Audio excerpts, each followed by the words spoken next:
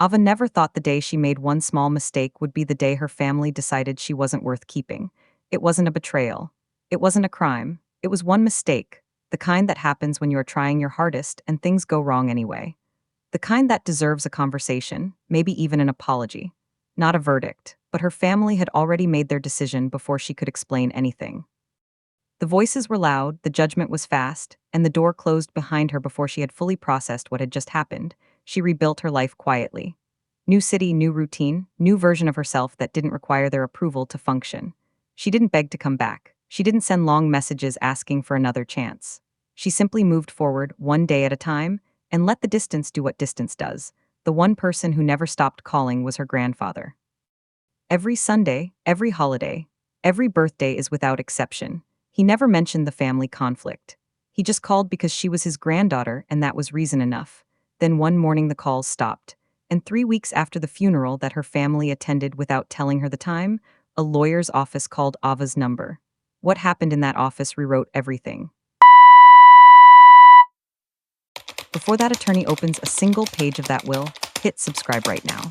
Because what gets read in that room is something her grandfather spent 2 years making sure the whole family would hear.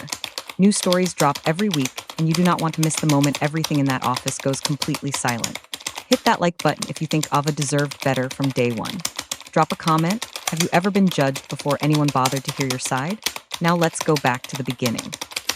Because Ava is about to make one small mistake, and her family is about to make a My name is Ava.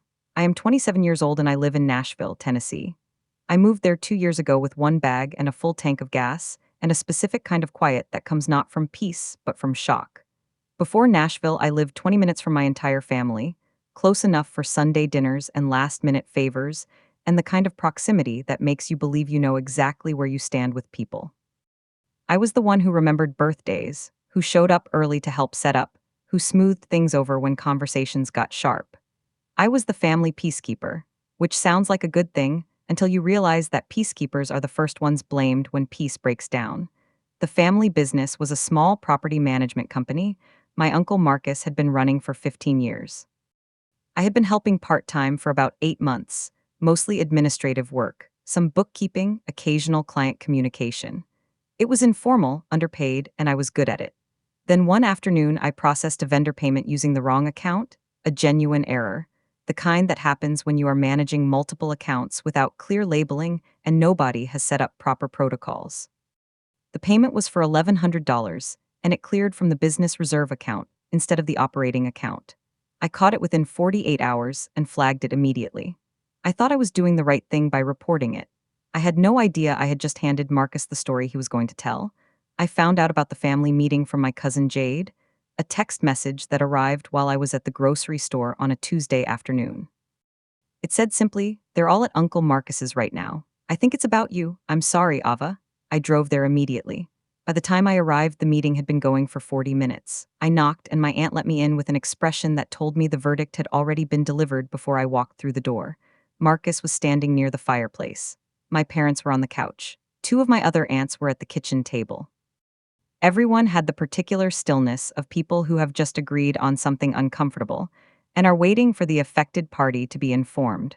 Marcus spoke first, and he spoke with the confidence of someone who had rehearsed his position carefully.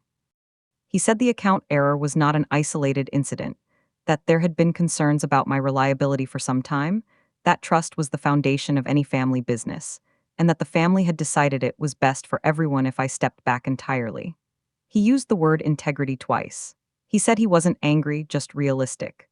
He said family and business were a difficult combination and that protecting the business meant making hard calls. He said all of this in a measured, reasonable tone that made it sound like he was doing me a favor. I stood in that living room and listened and waited for anyone, to say that I deserved a chance to explain my side. Nobody spoke up. My mom sat with her hands folded in her lap and looked at a point somewhere between the carpet and the coffee table. My dad cleared his throat once and said nothing. My aunts at the kitchen table stayed quiet.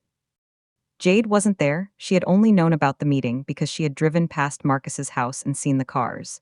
The silence in that room was not neutral. It was a choice, made individually by every person present, to let Marcus's version of events stand without challenge. I looked at my mom directly for a long moment. She met my eyes briefly and then looked away.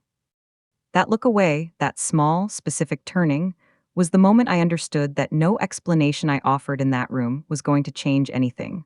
Marcus finished by saying the family thought it was best if I stepped back from gatherings for a while, just until things settled and trust could be rebuilt. He said it like it was temporary. He said it like it was reasonable. He said it was like $1,100 in a wrong account was the kind of thing that required a person to be quietly removed from her own family until further notice. I asked if I could explain the full context of the payment error. Marcus said the details weren't really the point. I asked what the point was then. He said the point was that mistakes had consequences and the family needed to feel secure. I looked around that room one more time. Then I picked up my bag from the floor beside the front door. And I walked out. I drove for 3 hours before I stopped. I had no specific destination in mind. I just needed the road and the motion and the particular mercy of being somewhere nobody could look at me. I ended up at a rest stop outside of Murfreesboro as the sun was going down, sitting in my car with my hands on the steering wheel and my phone face down on the passenger seat. I had been waiting to feel something fully, the anger, the grief, the specific devastation of being dismissed by the people who were supposed to know you best. My phone buzzed. I turned it over. It was my grandfather calling from his house back home. I picked up on the second ring. He said, just calling to check on my girl. And I completely fell apart. Nashville received Ava the way good cities receive people who arrive with not much, quietly, without ceremony, with enough going on in every direction that one more person starting over barely registered. She found a studio apartment in East Nashville on the third day, small, second floor.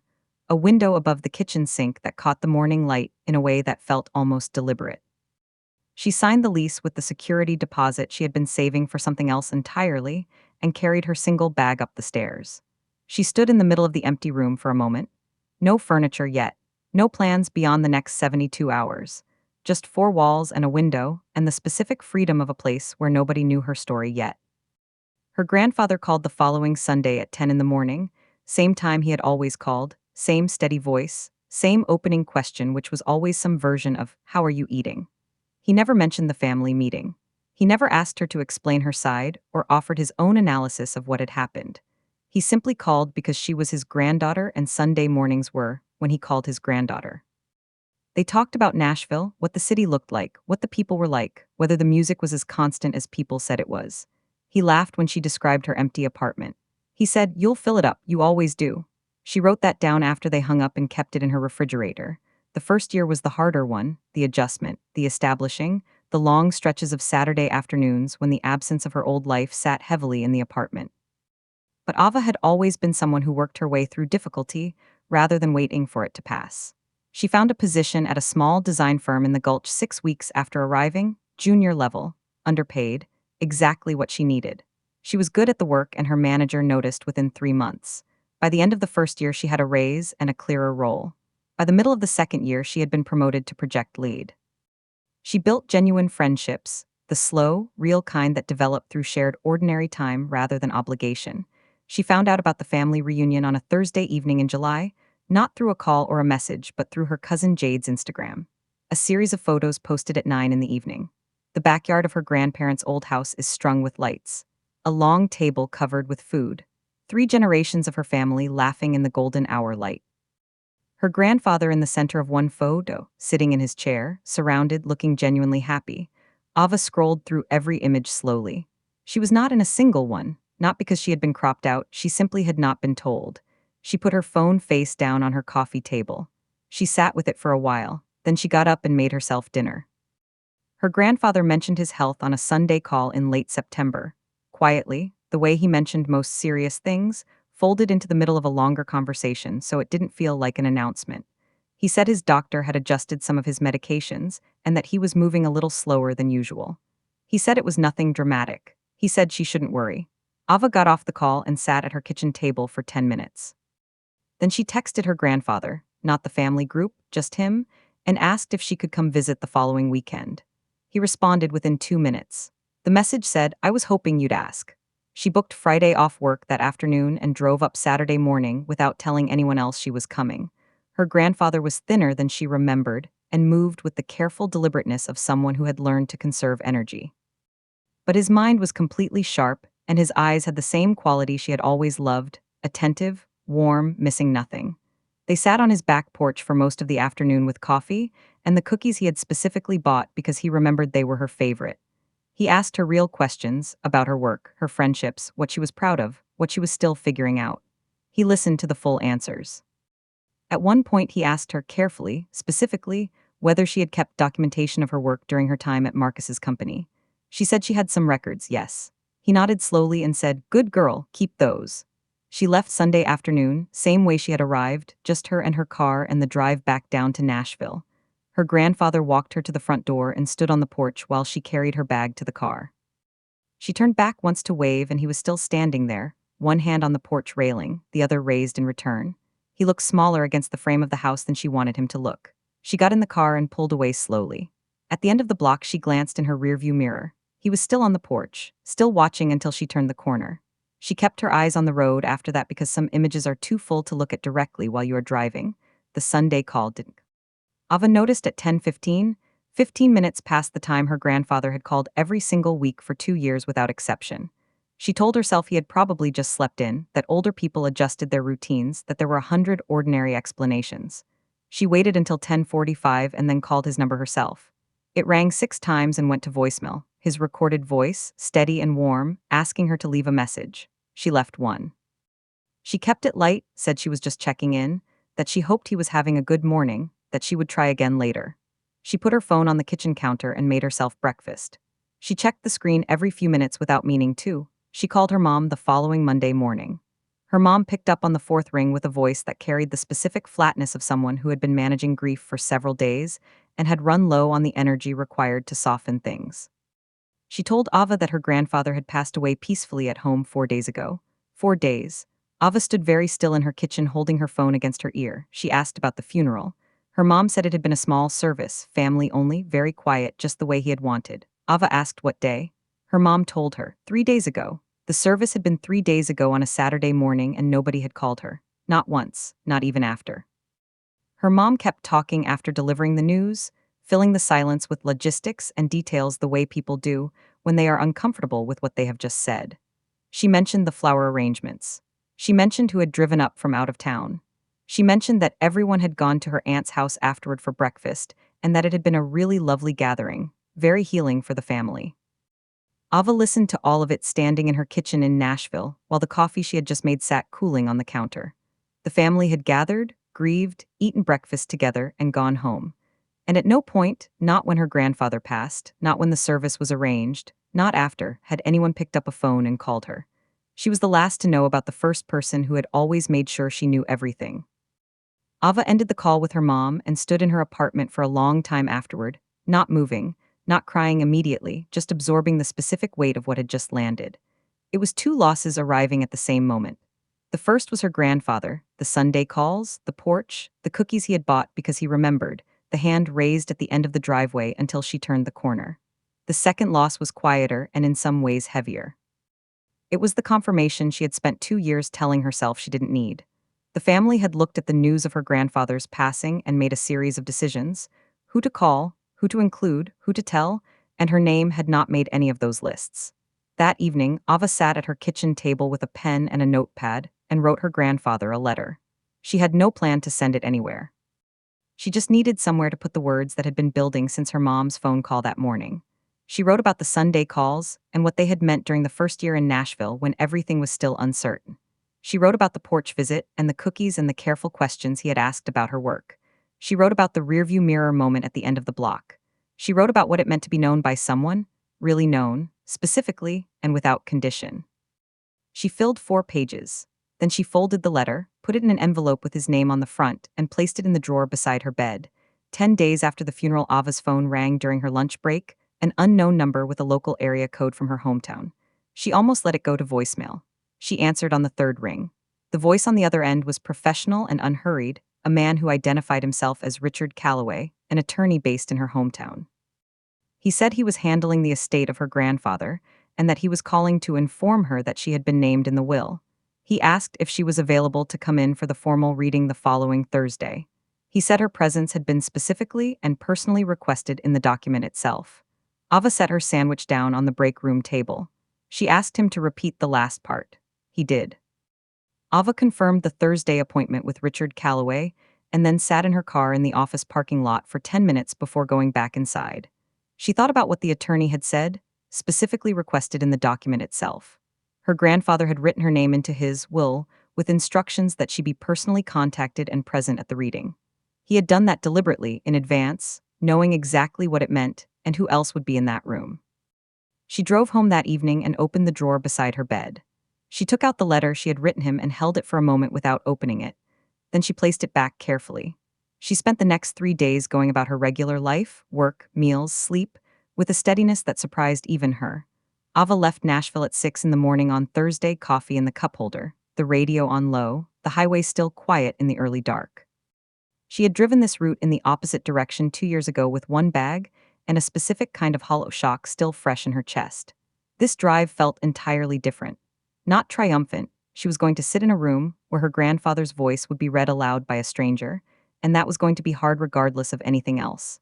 But she was not the same person who had left. The girl who had driven away from that family meeting 2 years ago had been blindsided. The woman driving back had been called for by name. She arrived at Richard Calloway's office building 20 minutes early and sat in the parking lot finishing her coffee. The building was a 2-story brick office complex on the east side of town, professional, unremarkable, the kind of place where serious things happened in quiet rooms. She could see 2 cars she recognized already parked near the entrance. Marcus's black SUV, her parents' silver sedan. She looked at both vehicles for a moment without particular emotion, just noting them the way you note weather before stepping outside.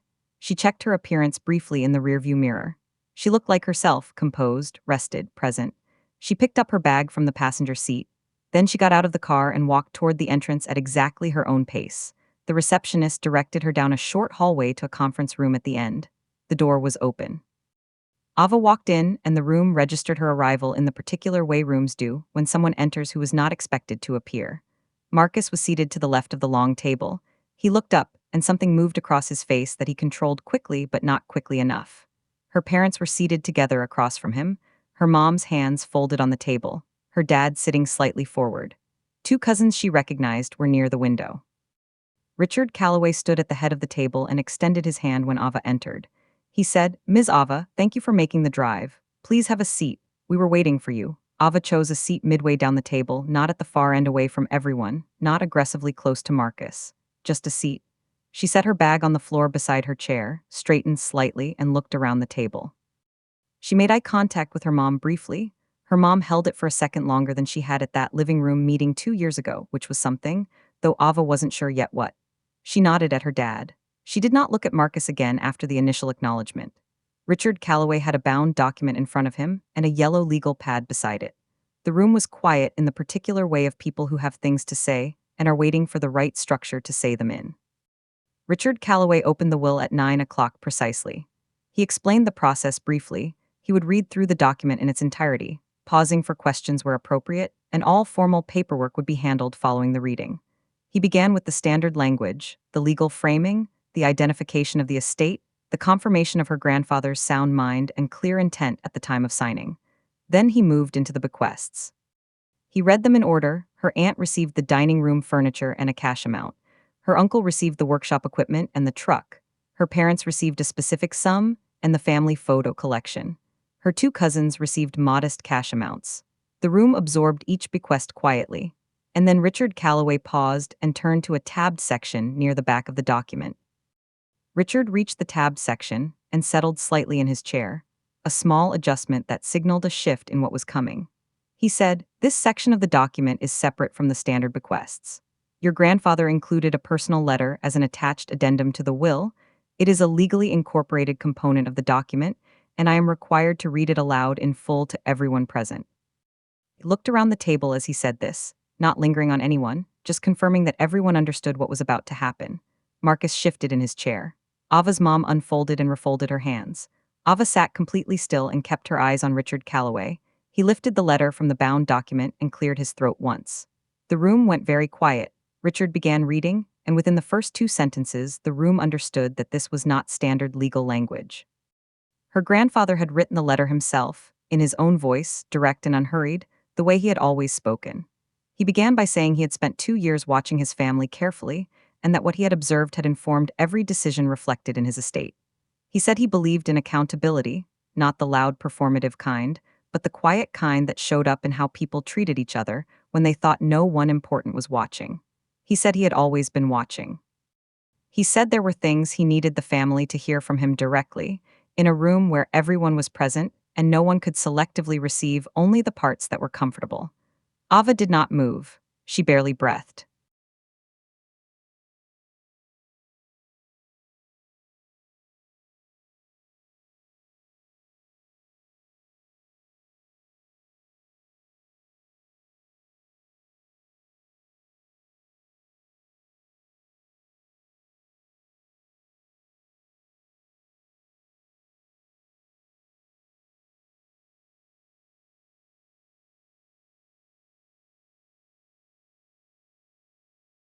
Richard continued reading, and the letter moved from its opening into something more specific and more direct. Her grandfather wrote that he had been aware of the circumstances surrounding Ava's departure from the family 2 years prior, not from one source, not from rumor, but from his own careful and patient investigation. He had spoken to the vendor whose payment had been processed incorrectly. He had reviewed the account records that Marcus had described as evidence of negligence.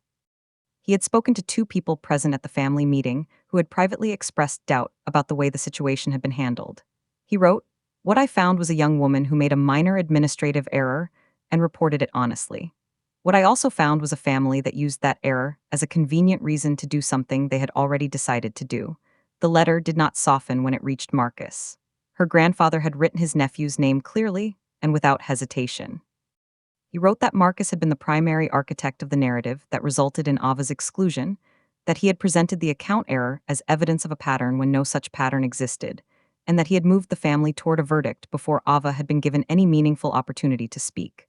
He wrote that he had watched Marcus operate within the family for many years, and that he understood the dynamics at play. He said, "Marcus, you're capable of better than what you chose that day.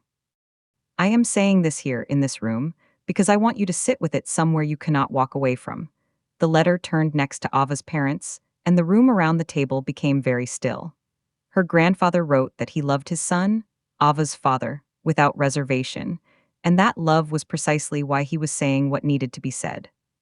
He wrote that silence in the face of injustice was not neutrality, that choosing not to speak when someone you loved was being treated unfairly was itself a choice, with consequences that extended further than most people accounted for in the moment. He wrote, "You watched your daughter walk out of that room without a single word in her defense.